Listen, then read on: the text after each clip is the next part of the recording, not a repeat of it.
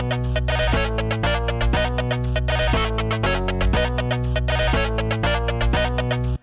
there guys, and welcome back to another epic inexorable maths video. In this video we're looking at the product rule. This is a differentiation rule. It allows you to differentiate the product of two functions. We want to know what it is, how to use it, and also how to derive it, where it comes from. And we're going to do all of that in this video. So we're going to start off with an example. I think this is the best way to go. So if we want to differentiate, I'm going to make up a function. I'm going to say x times sine x, okay? So we want to differentiate this function here, x sine x, okay? So we can think of this as one function, or we can think of it as two functions. We can think of it as x multiplied by sine x. These are two different functions. Now, what this is equal to, and this is the rule for the product rule of differentiation, this is how you do it. You multiply the first function by the derivative of the second. So what's the derivative of sine x? Well, it's cos x. So you do x, that was already there, times cos x. And then you add the derivative of the first function. So x, the derivative of x is 1. So 1 times the original second function, which is sine x.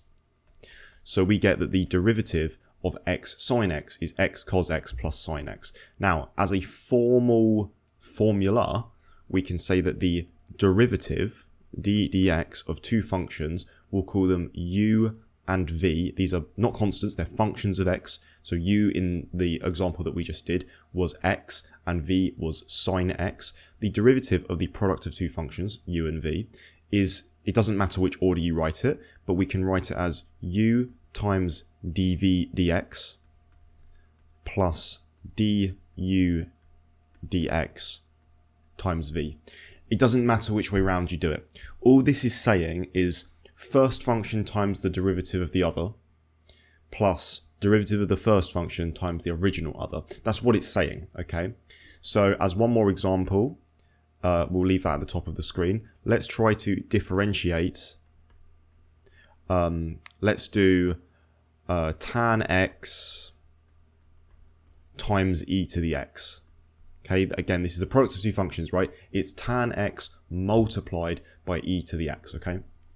So what we do is we'll use this formula. So we'll say that let u, we can do this, we can do it like this. Let u equal tan x and let v equal e to the x. And then we want to find what du dx is. So du dx is, and we differentiate tan x. This is a standard differential. So the derivative of tan x is sec squared x. Don't worry about whether you knew that or not. It doesn't really matter. It's just the derivative of tan x. And the derivative of v, so dv dx, the derivative of e to the x is just e to the x. It's its own derivative. And we simply substitute these four values into the formula. So the derivative of u times v is u, so u is tan x,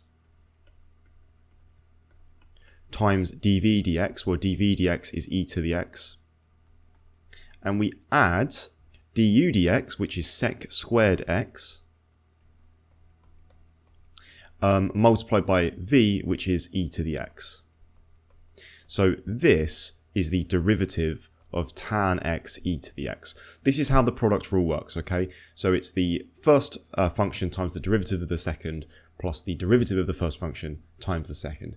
If you know it as doing it the other way around, so du dx v plus u dv dx, that's fine as well. It doesn't matter which way around you do it, but this is the formula for the product rule. Now, where does it come from? Why do we do this? What is this u times the derivative? You know, first function times derivative of the second plus second function times derivative of the first. Like, where does that actually come from? What's going on there? Well, it comes actually from implicit differentiation. So I'll leave a link in the description if you don't know how to use implicit differentiation, but that's where it comes from. So we're going to define two functions. We're going to say that y is equal to two functions, f of x multiplied by g of x. So this is essentially the derivation of the product rule, that formula that we just used. Okay, This time though, we'll use f of x and g of x because it's a bit easier to show. So f of x and g of x, you can think of f of x as u and g of x as v. It's just different notation. It's the exact same concept. We're saying that Ry is the product of two other functions, f of x and g of x. In order to differentiate these two things though, we don't know how to immediately do this. You could say, oh, just use the product rule. Well, we don't know what the product rule is right now. We're pretending that we don't know what it is, or we're going to derive it. So we do this thing called logarithmic differentiation. What you do, and you do this sometimes, is you take natural logs of both sides. Just stay with me for a second. So the natural log of the left-hand side, the natural log of y, is equal to the natural log of f of x times g of x, okay? So we've just taken the natural log of the left and the right-hand side. That's fine, surely. Now what we do is we can use log rules to rewrite this in a different way. So the natural log of y, that stays there, but the natural log of the product of two things is actually equal to the sum of the natural logs. So we can rewrite the natural log of f of x times g of x as the natural log of f of x plus the natural log of g of x. This is just a rule for logarithms, okay?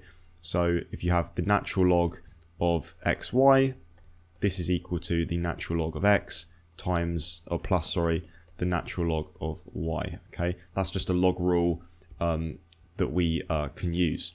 So we're going to rewrite the natural log of f of x, g of x as the natural log of f of x plus the natural log of g of x. That's absolutely fine, it's just a log rule. Now what we're going to do, because now this is no longer a product on the right-hand side, is it? It's just the natural log of f of x, natural log of g of x. It's fine.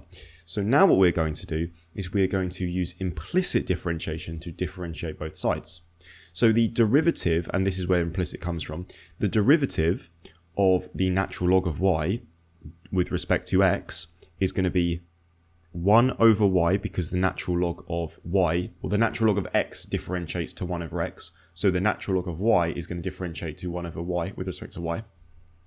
But remember, when we use implicit, we need to multiply everything, each term that has a y in it, by dy dx. So the natural log of y, the derivative of that with respect to x is 1 over y dy dx. Again, I have a video on that that I'll put the link to in the description if you want to check it out.